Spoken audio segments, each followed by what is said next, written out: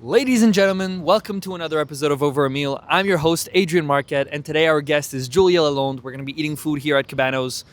Yes, they have very good food, good cheeseburgers. Enjoy this episode. Bye-bye.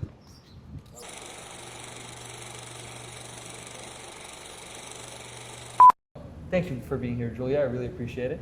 Yeah, of course. We're going to talk about Wet Noodle, your amazing short film that went to TIFF Next Wave. Thank you. And was, I believe, your TMU thesis as well, right? Yeah. But first I want to talk about your favorite films. We're not letterboxed, so we say top three instead of top four. Top four is a lot. Yeah. So what's your top three favorite films, and why are they your top three, and have they been an inspiration for your work? So. Yeah. Oh man. It's so hard. Like top three is because it's like it depends on the mood. Yeah. So my favorite movie is Booksmart. Booksmart. Okay. Have you seen it? No, I have not. No. It's like who's it with? It's with Beanie Fieldstein. Okay, no. Beanie Fieldstein. Yeah, it's basically like. I need to watch this. Oh yeah, it's my favorite movie, and I hate to call it this, but it's like Girls Superbad. Okay, it's like the same format as Superbad. Like, okay, it's like that's awesome. Trying to get the party. Yeah. Oh, I need to watch this. Yeah. Oh my God. I love Superbad. It's a fantastic movie. Exactly. I mean, yeah, everybody loves Superbad. Yeah. Okay. So Booksmart is definitely favorite, and then it's always changing. When I was in high school, I loved I, Tonya. Okay. Yeah. Okay. I, Tonya with Margot Robbie. Yeah. Yes. That was like a weird favorite, and then right now it's Licorice Pizza.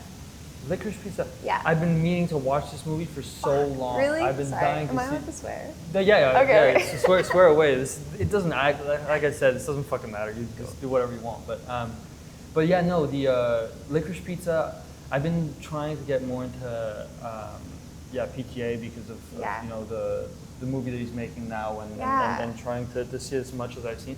I watched Punch Drunk Love. I wasn't a fan. Okay. I love the characters that he had in it, but I wasn't a complete fan of the movie. There Will Be Blood, though, I think is one of the greatest movies of all time. See, I haven't seen that one. It's incredible. I feel like I watched all of PTA's like nice movies. Yeah, I watched like Phantom Thread and like Punch Drunk Love. Yeah. But I need to watch like Boogie Nights. Yeah. And There Will Be Blood and The Master. I want to see The Master. Yeah. 1,000%. Yeah, me too. But yeah, good choices. I want to talk about your acting career, because you have an illustrious acting career already with Hell of a Summer and The Lake and some amazing other TV shows. I want to talk to you about how you got into that, and was that sort of your interest from the get-go when you were a child? Was that something that just drew you in? Was the acting part of film, or? Yeah, totally. I think I told my parents like, oh, I want to be in the movies, whatever, and so they put me in classes. But I think they're also like, I used to talk to adults, like I'd like hug strangers and stuff, and they're like, we need to put this energy somewhere. Like I was so extroverted as a child, and so there was like, okay, perfect. That's kind of what a child actor needs to be. They need to like be able to go in a room and like talk by themselves. 1,000%. Yeah, so they're like, they put that energy there, and then I guess that kind of fed into the filmmaking, because it was like, oh, I don't want to be anywhere else but on set. Like this is I don't know. So the on-set experience to you was sort of your biggest takeaway, the thing that you felt was the most, that really reeled you in. I agree with you. For me, unfortunately, being on set is from a director or writer standpoint, happens twice a year or once a year, but it's a very special moment, when it does happen. But it's so rare. It's so you don't have time to practice directing and 1,000%. Yeah. I'm curious to see now that you have a bit of a writing director, aspect to your work, how do you think that your acting has influenced your directing and writing? Do you think that it plays a big part, or did you think that it was something completely different? Did you think, to you, how was that dynamic? Totally. I feel like acting kind of informed my protectiveness over actors. I care so much about making sure they're okay. Sometimes too much, where they're like, it's okay, we can do this stuff. Mm-hmm. But it just kind of gave me a background of wanting to be in their minds. And when I'm directing, I'm not an actor. So I don't want to be giving their performance. I want to be shaping it and leading it the right way, but I don't want to be God, this is how I would do that character. Yeah. So it kind of has to turn off, you know? Interesting. Yeah. Do you think you could ever be a director, actor, like No. acting? No. Interesting. I don't know. Do you think you could? Like, do you think Hell no. No chance. I could It's never. crazy. Because it's true that you're thinking in a completely different world when you're Yeah. a director. You know, you are in the actor's head, but your job, like you say, is to protect the actors from sort of like Yeah. the other stuff. Like if there's a sound problem, you're not going to go up to the actor and be Yeah, like, and be listen, like, so by the we have a way, sound yeah. problem. Yeah, no, you know, you're trying to protect their performance, and Mm-hmm. I think that as a director, knowing that, like it brings me like a lot of respect for director actors now, because I feel like that's Crazy. like such a tough Yeah. job to do. Well, because it's like, when I'm an actor, I'm like, I'm worried about my lines. I'm worried about like, you know, giving good performance. But I'm not worried about the whole plot line and like making sure that this moment, like it feels like so much to think about. I don't know. Yeah, 1,000%. I agree. Crazy. There's the food. We got burgers. Dude, Look at that. Thanks so much. thank you. There's to find that the best spots in Toronto. So this is where we are. Cheers. Don't cheers. Cheers. The fries. Here, cheers the fries. Cheers. Oh, I was gonna tell. if you want some cheesy fries, these are like The ridiculous. interview's done. Can we just eat for the rest? That's pretty much what's gonna happen now. You'll see. It's just some pauses with a bunch of. Yeah. Food eating. Just like chewing. Sorry. No, you're good. Yeah, it's gonna be ASMR. I want to talk about this amazing movie, Wet Noodle, which, if you haven't seen it, go see it at a festival somewhere in the world, because it will be playing there. I think that movie is just a beautiful message. Can you tell the audience, like you can look into that camera, just sort of give your little pitch, like, you know, as if you were pitching this movie, just a little description so people can understand what it's about, because obviously they won't be able to see it. Yeah, go ahead. The floor is yours while I eat my burger. Wet Noodle. It's like a coming of age comedy film, and it's about a 13-year-old named Evelyn who really, really wants boobs. And that's the gist. That's how I pitch it. It's about boobs and being 13. Yeah. Good. Enough said. There you go.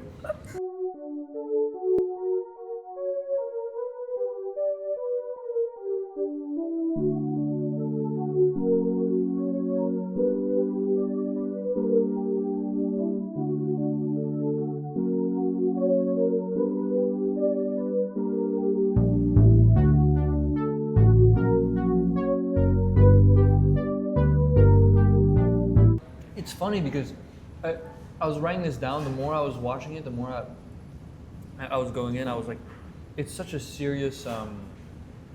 It's a very serious topic, you know. Like Yeah. Insecurities and like body image. Yeah. 1,000%. Totally. It's a very serious topic, but you bring it in such a comedic way that, to me, on which I am not a woman, so I would have no idea. But I feel like it just made me feel very relaxed. You know, Oh, it hell sort yeah. of like put you at ease that it's not the end of the world. You know, it's a. So I think that the way that it was brought up was fantastic. But how did the idea come to you? Well, I didn't have boobs when I was 13. But yeah, I was just like, I was trying to come up with like, I can't eat at the same time. I'm so scared. I know, it's very hard. Yeah, fuck. I have to eat with food, talk with food in my mouth. Yeah. Or, I don't know. I wanted to do a comedy for my last year of school because like, I was so serious. I was like, I'm gonna make breakup movies and like Paul Thomas Anderson movies, and then it was like, no, fuck it. Like, I love comedies and I love coming of age movies, and so I was like, okay, what can we do? And then I thought of like a 13-year-old trying to impress a crush by jumping off a diving board by like putting herself in like danger. And I was like, oh, that's cute. I like that. And then Just came up? Yeah, it just kind of grew from there. it's very cool. Yeah.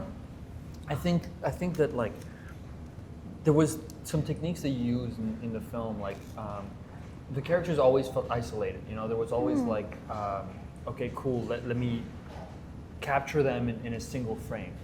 It's the main character. What's her name? Evelyn.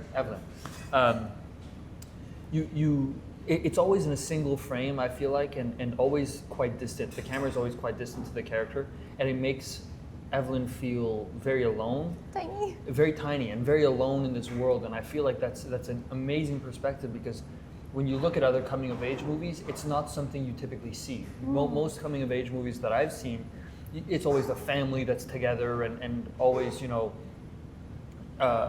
it feels like the characters are much more involved or in their world.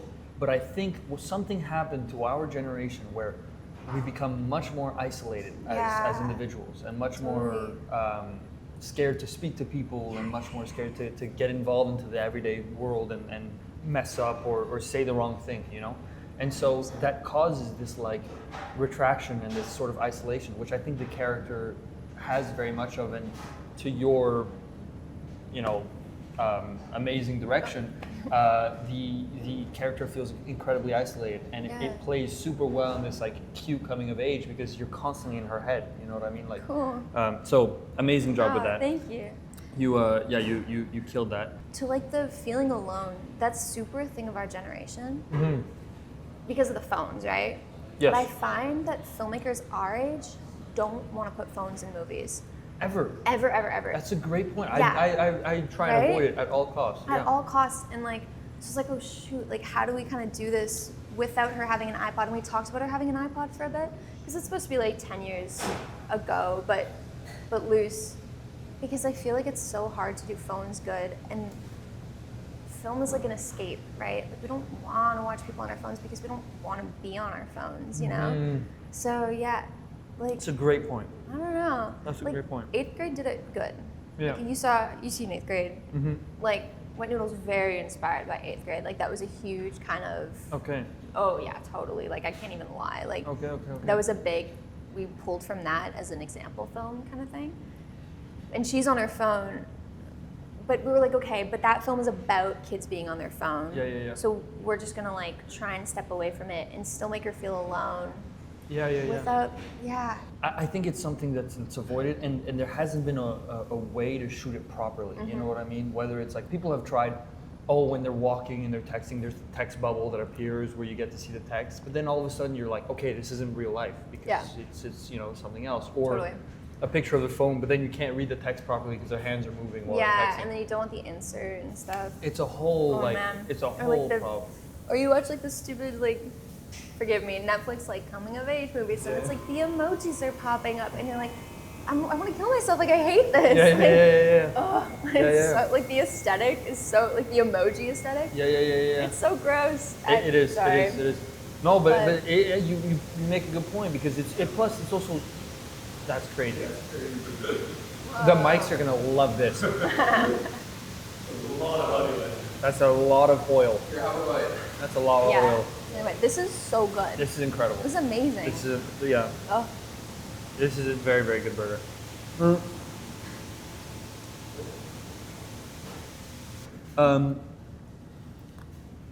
So, how'd you find your actors? Because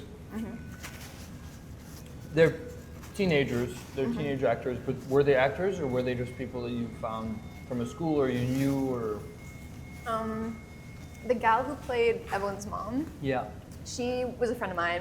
I'd worked with her before, and I was like... She was a great actress. Oh my God. I mean, I was very impressed. She's an incredible actress. Like, she's a Canadian celebrity. Like, she was in Corner Gas. Okay. For like all of the years. Yeah. Like, she's a veteran, but like that makes her feel old. She's not old, but like she's been doing this, and she's such a freaking comedic champ. Anyway, so she did me a favor and was on, and I was so grateful. And then for the kids, we just casted them, casting workbook, like just the typical stuff.